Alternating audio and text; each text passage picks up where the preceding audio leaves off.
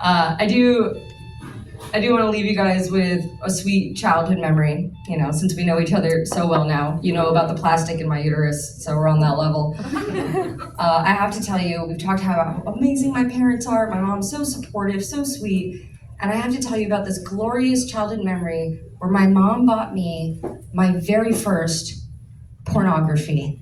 I feel you pulling back. Stay with me. It's going to get a little bit worse and then much better. And I'm okay now. I was 11. I told you, worse. And we were at CVS, an unexpected locale for such a salacious transaction. We're at CVS and we're preparing for our first flight together as a family. It's going to be my first flight. And I'm nervous because I've never flown before. But my mom is nervous because she has flown before and she knows she's bad at it. But she has a light at the end of the tunnel that I could never see, which is a Valium right before takeoff. And since she wouldn't share her drugs with me, I kindly asked her if I could go get a book to distract me during the flight. And of course, because she's a loving, wonderful mother, she said yes. So I walk over to the literary section of CVS, just a wide collection of large print crosswords and paperback novels. And mind you, I'm 11, so I see this cute little book with an awesome lady on the front. She seems to be in some sort of princess dress. We've already established that's my thing. And I pick it up and I say, this is what I want, and I bring it up to the counter. And my mom, who's out there shopping for those little trial size, the little travel size things. And side note, just, it's not important, but so that you know, I love those things. I love travel size things. I see so much of myself in them, they're just small and cute and wasteful.